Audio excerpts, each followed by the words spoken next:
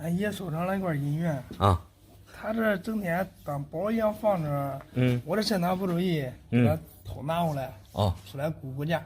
那爷收藏了这个银元不得了啊！这个是样币大清繁隆，说实话我还真没见过，这种银元太少见了。我上网上也查了价格了，别人竟然给我报价2000万。哦，你觉得有人能不能买得起来？2000万这价格确实一般人买不起，单看这一面的话，你看和这个常见的大清玄咱没什么区别。反过来看这条龙尾，它其实在右边，所以繁龙也称为右尾龙。你这个包浆看着像酱菜，这恁爷爷没说这个繁龙这是搁哪弄的？我爷爷的爷爷在过去其实他是个地主。我太爷爷以前在那个天津造币厂工作。据说这块银元是他当时市场下来的。一直在我们家都当着传家宝放着了。过去清朝的造币厂在天津并没有错，但是造币厂工作啊，它这个管理也是非常严格的。一般像这种样币，并不是说谁想留就能留的。况且我看你这个，总感觉哪个地方不舒服。反正我是真没想到，我爷爷他会有这么贵的银元。我爷爷今年都80多岁了。如果他早说有这么贵的银元，我估计我那3个叔伯，会争着去抚养他嘞。那个抚养老人是做子女的责任和义务，不能说老人有家产，对吧？才去争先恐后的孝顺老人。如果真有几百万、几千万的家产，那根本就不需要去赡养了，对吧？有钱雇保姆，你看有多少雇不过来？你说的也对。我很好奇，像这种银元，它咋会真值钱嘞？乱世黄金，盛世古董，这个收藏啊，自古以来都有。尤其是这些银元啊，你像过去从晚清到民国，它固定就发行了那么多。由于它不可再生，所以根据它这个存世量，它就有一定的这个市场价了。就打个比方，像这种银元，别人2000万买回去，你说他会不会赔钱？其实你像我们买任何东西啊，它在价格方面它都没有一个绝对啊。尤其是在这个现在人手里边，大家都有钱了，既然有人出得起2000万，可见他手里边啊，并不只有2000万尤其是像这种存世量少的样币，你2000万买回去，肯定一点的是，你低于2000万，你肯定不会卖啊。相反，你手里边有2000万，你并不一定就能买到这种繁龙。因为我对这个银元也不太懂，就像这种银元，怎么样才能不让它贬值？你可别嫌弃我问的那个太多。没有，烦倒是不会烦啊，你也不懂行，我跟你说倒也没关系其实像这种裸币啊，咱们直来直去就这样拿着，贬值最快的一种方式就是磕、摔、碰，一定要避免与硬物接触。说句不好听的啊，这贸贸然的掉地上磕一下，有可能就贬值一半。那你得可小心一点了。我看别人都有一个盒子装着，这我也不知道该咋弄了。你说的是那个平基盒子币，一般像这种样币啊，必须得去入 PCGS 的盒子，因为皮盒它这个公信力啊，给它做背书，你全世界范围内都是可以变现的。繁龙啊，据我所知吧，它这个存世量不会超过10枚。如果你这个银元是真的话，给分入盒之后，这个价格还是大有可为的。肯定是真的。我爷爷平时放的比较严密，连我那3个叔伯都不知道，以后还准备传给我嘞。那既然是这样，那爷爷说明还是比较疼爱你的，你可不要辜负他一片厚爱。你趁现在他年纪大了，需要照顾啊，你在力所能及的范围内，在不影响你生活的前提下，你好好的去孝敬他，说不定这个银元啊，以后还真给传给你来。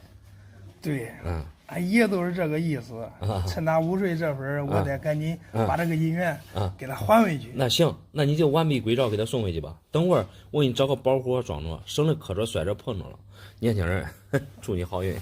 中。这一次过年回老家摆谱摆过了，咋了？3000块钱租一辆保时捷超跑，超预算，现在只能变现家里面的老银元了。3000一天的租车费用确实很高。你看今天初七了，这几万块钱没有了。来，我看啥了银元。本来是租3天都走嘞结果俺村里面年轻人多，趁着过年这几天嘞，都开着我的车去相亲见面去了，一下子拖到现在。那你拖这几天不当紧，一天3000，摆谱几天1-2万没了，这银元卖完也就是够付你的租车费用吧？不对吧？我这可都是老姻缘啊，这放过去都可以拿出来买房子了。你看有没有几万块钱一个的？哎呀，我看你这都是清一色的冤大头，几万一块的肯定是没有哈。你看这基本上壁面都带包浆，暂时还没有看到有带板的。而且啊，你这都是普通年份的冤大头，这种姻缘在过去啊，还真一块换不了房子，公买力大概也就是几百块钱吧。几百块钱是不可能的。如果姻缘不值钱的话，你想想，我一个工薪上班族，能为3000一天去住保时捷吗？那如果工薪上班族的话，一天3000去住保时捷，那你这胆子确实挺大嘞。一天的租金啊，就顶你1个月的工资了。你这肯定是受人蛊惑了。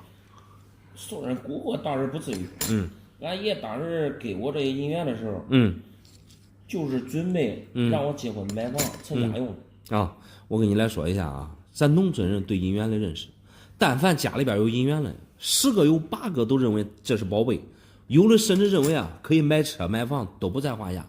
关键是像这种冤大头，过去发银量好几亿枚，现在存世量也巨大。你说1万一个，谁会买嘞？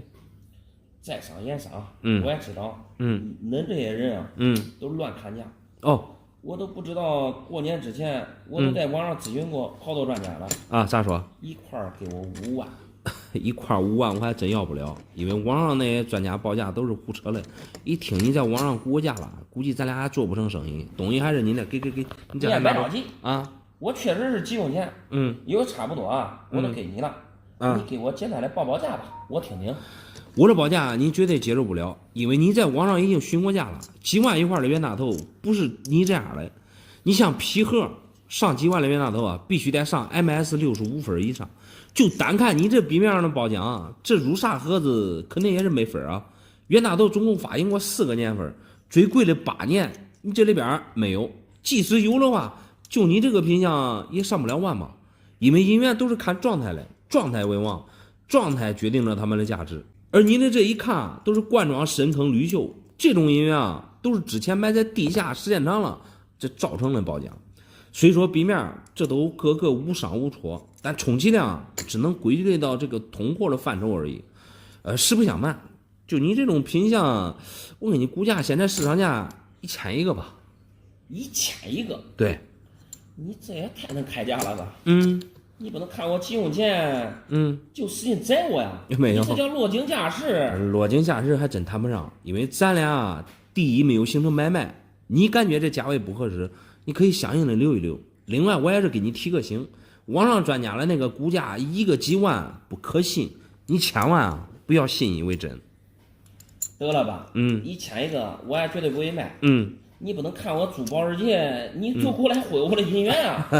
你放1000、1万个心，这姻缘啊原封不动的，还都给你给完璧归赵，完璧归赵。我跟你说啊，这些东西我劝你一句话：摆谱成功人士啊是人之常情，但是租车啊必须在自己的这个能力范围之内，不能说你一个月挣3000，你就敢租3000一天的豪车。万一中间出点差池的话，自己再承受不起，这才是关键。希望啊，这一次也算是给你提个醒，引以为戒吧。我这个锤子，你少忽悠我，我去找专家，我跟你说，清清肉肉卖几10万。好吧，好吧。